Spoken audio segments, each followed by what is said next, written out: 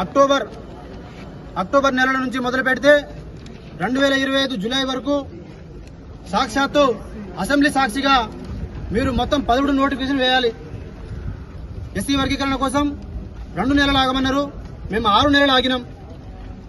ఆగిన తర్వాత bill pass అయిన తర్వాత మీరు మాకు నోటిఫికేషన్ వేస్తారేమో అని చెప్పేసి ఆశపడితే ఎదురు చూస్తే మీరు ఉద్యోగాలు ఎక్కువయ్యి నిరుద్యోగులు బలుపు ఎక్కువయ్యి పోస్టుల కోసం మాకు వద్దు అని చెప్పేసి మేము రోడ్డు మీద ఎక్కినామని చెప్పేసి డిప్యూటీ సీఎం మరియు సీఎం గారు చెప్పినటువంటి మాటను మేము తీవ్రంగా ఖండిస్తా ఉన్నాం.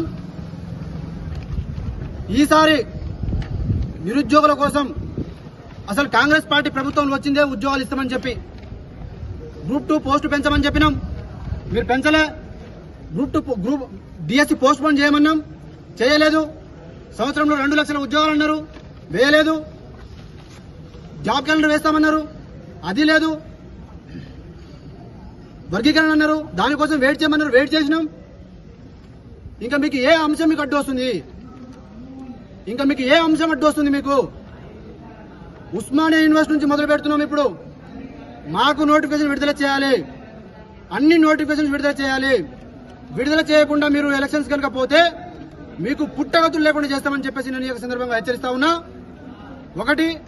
రెండోది, మాకు ఏప్రిల్ 1 తారీఖు కల్లా మేము ఈ సందర్భంగా మేము ప్రభుత్వానికి ఏప్రిల్ 1 తారీఖు కల్లా మాకు దీని మీద స్పష్టమైనటువంటి నోటిఫికేషన్ కనుక విడుదల చేయకపోతే సరూర్ స్టేడియంలో నిరుద్యోగ సింహగర్జన పెడతాం.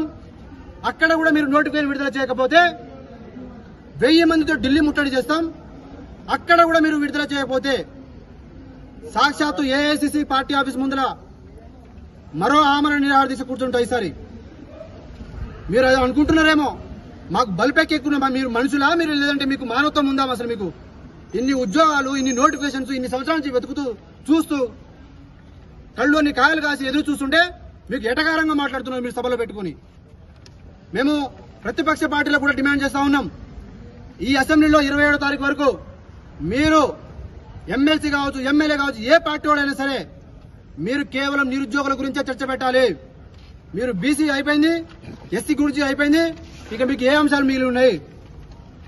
వీళ్ళ మీకు ఈ గవర్నమెంట్ కోసం బయటకు వచ్చి పోరాటం చేసింది మేము కదా, మా నిరుద్యోగ కులం కదా మేము బయటకు వచ్చి మాట్లాడింది, మేము కదా రోడ్డు ఎక్కింది, మేము కదా ఇంటింటికి గడప గడప పోయింది. కాబట్టి ప్రతిపక్ష పార్టీలకు మీరు మీ బాధ్యత అయిపోయిందని చెప్పేసి అనుకుంటే మాత్రం తస్మా జాగ్రత్త.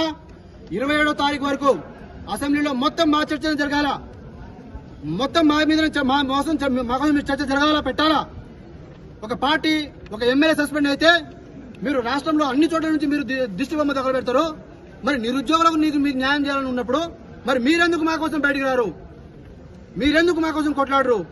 అన్ని పార్టీలు నిరుద్యోగులకు న్యాయం జరగాలని చెప్పేసి కోరుకునే ప్రతి ఒక్క పార్టీకి కూడా మేము నిరుద్యోగుల సింహగర్జన ఏదైతే సరూర్ స్టేడియంలో పెడుతున్నామో ఆ సభకి అన్ని పార్టీలను, అన్ని కుల సంఘాల నాయకులను, మేధావులను, జర్నలిస్టులను అందరినీ కూడా కలుపుతూ అందరికీ కూడా ముఖ్య అతిథులుగా పిలుస్తున్నాము.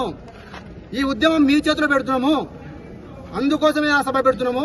ఆ సభకు మీరందరూ రావాలి. మా నిరుద్యోగుల తరపున మీరు పోరాటం చేయాలి.